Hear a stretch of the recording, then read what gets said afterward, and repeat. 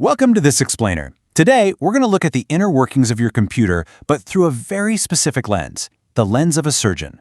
You see, working on a PC requires a whole lot more than just grabbing a screwdriver when you've got some free time. It really demands safety, absolute precision, and an incredibly healthy respect for the hardware. So we're breaking down the essential guidelines for safe computer disassembly and power management. Because honestly, whether you're swapping in a shiny new upgrade or just doing some routine spring cleaning, treating the whole process like a surgical procedure is absolutely the best way to keep yourself and your machine safe. Okay, let's jump right into our roadmap for today. First up, safety and tools. Second, disassembly and maintenance. Third, we'll cover the power supply. And finally, we'll wrap up with troubleshooting power. All right, section 1. Before you even think about grabbing that screwdriver or popping off a side panel, we need to talk prep work. Specifically, we have to talk about the invisible threats that can flatline a computer before your operation even begins. Hands down, the biggest invisible threat is ESD, or electrostatic discharge.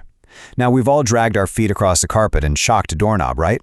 But here's the crazy thing. A static discharge can be far too small for a human to actually feel, yet it still packs enough voltage to instantly fry a memory module or a motherboard.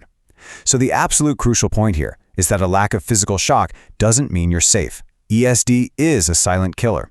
This is exactly why working on an uncarpeted surface and properly grounding yourself is totally non-negotiable. Now, it's really important to distinguish ESD, which literally destroys your hardware, from another invisible force, EMI, or electromagnetic interference. EMI is essentially unwanted electrical or magnetic noise in the background. Unlike ESD, EMI rarely causes permanent physical damage, but man, it will cause highly unstable signals. So if you've ever experienced random screen flickering, dropped Wi-Fi, or garbled audio, you might not actually have a broken part. You might just have a poorly routed signal cable sitting way too close to a heavy power source or a strong magnet. So what do you need in your surgical kit to combat all this? Well, you've got your standard Phillips screwdriver, sure, but the real MVP is the anti-static wrist strap. Clipping one of these to the unpainted metal of your PC case grounds you, completely neutralizing the ESD risk we just talked about. You also want compressed air, which is absolutely perfect for dusting. But hey, quick pro tip, never ever use a standard household vacuum cleaner inside a PC case. The plastic nozzle creates massive amounts of static electricity. Always stick to compressed air or specialized ESD-safe vacuums. Okay, moving to section 2. Now that we're completely scrubbed in and understand those invisible risks, let's talk about the controlled process of actually opening the patient. Listen, if you only remember one single thing from this entire explainer, please let it be this golden rule. Do not remove parts before documenting where the cables go. It is incredibly tempting to just rip out wires to get a motherboard free. Don't do it. Snapping a quick photo on your phone of where all those tiny, frustrating front panel connectors and power cables live before you unplug a single thing. That is going to save you from a massive headache during reassembly.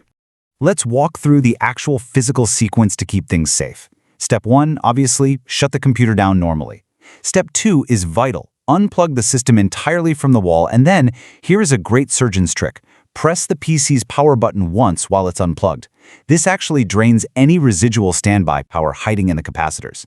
Step 3, you document with your camera. Step 4, carefully open the case. And Step 5, just look. Inspect for dust, loose cables, or swollen parts before you even think about removing anything. You know, the actual visual layout of your cables has a huge impact on your PC's health. Think about the difference between a tangled rat's nest of wires versus a clean, routed setup.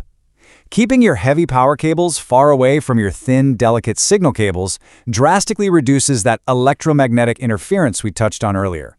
Plus, a neat cable layout provides clear, unobstructed pathways for cool air to flow right over your hot processor and graphics card. It's a win-win. And speaking of airflow, preventative maintenance is basically your PC's regular health checkup. Over time, dust acts literally like a thermal blanket, trapping heat and severely shortening the lifespan of your components. When you blow out the dust trapped in your heat sinks with compressed air, be absolutely sure to hold the fan blades still with your finger. If you just let the compressed air spin those fans wildly, they basically act like little generators, sending voltage backwards into the motherboard, which can cause serious damage. All right, once you've cleaned or upgraded your parts, it's time to stitch the patient back up. But wait, a classic beginner mistake is rebuilding the entire PC, screwing the side panels on super tight, sliding it perfectly under the desk, only to press the power button and realize you completely forgot to plug in the CPU fan. Save yourself the trouble. Always test the system while the case is still open. Verify those fans spin and the screen actually lights up before you button everything up. Section 3.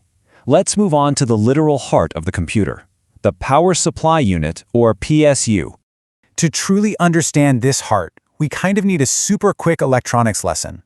It helps to think of electricity like water flowing in a pipe. Voltage is the push, or the water pressure. Current, which we measure in amps, is the actual volume of water flowing through. Resistance is anything blocking that flow. And power, measured in watts, is the overall capacity to do the work. When you're out there shopping for a power supply, you're usually looking at its total wattage capacity. Now, because this unit handles so much raw electrical pressure and flow, I literally cannot emphasize this enough. Never open a power supply unit. Seriously, even if the computer has been completely unplugged from the wall for days, the massive capacitors inside a PSU can hold a dangerous, potentially lethal electrical charge.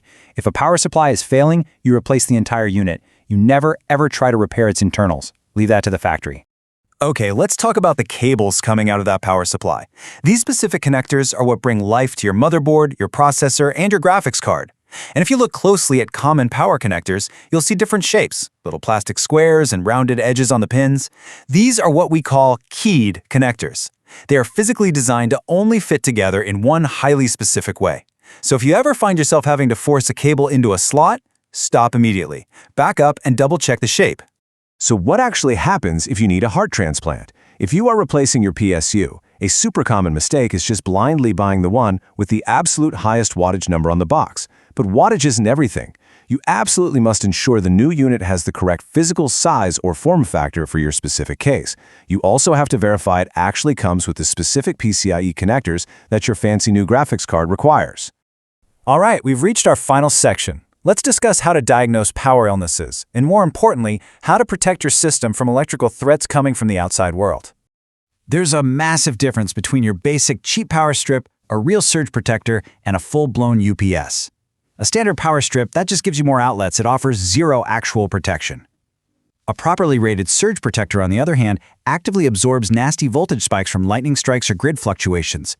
But if you want the ultimate gold standard protection, you need a UPS, an uninterruptible power supply. A UPS contains a heavy internal battery that seamlessly keeps your computer running during a sudden blackout, giving you just enough time to save your work and shut down safely. But hey, even with the best protection in the world, things go wrong. When diagnosing a totally dead PC, don't immediately jump to the worst conclusion and assume the motherboard is fried. Always check the absolute simplest causes first. No lights at all? Go check if the wall outlet actually has power. Are the fans spinning briefly and then just stopping? Check if the little kill switch on the back of the PSU got flipped by accident. Start simple. To really put this into practice, you want to follow a logical, step-by-step diagnostic mindset. Think of it like a mental decision tree, splitting symptoms like no power away from random shutdowns. If your PC is randomly shutting off right in the middle of a heavy 3D game, it might not be a broken Windows update at all. It's actually very likely your PC is overheating because of deep dust buildup, or maybe your power supply is just struggling to provide enough wattage under that heavy load. You follow the evidence step by step. So, the next time a computer just totally refuses to boot or starts acting completely erratically, what are you going to do? Are you going to tear it apart in a panic and start buying expensive replacement parts on a wild guess? Or will you stop, take a breath, think like a surgeon, ground yourself, and just simply check the power cable first? Keep these principles in mind and you will keep your hardware running safely for years to come. Thanks for joining me on this explainer, and happy building.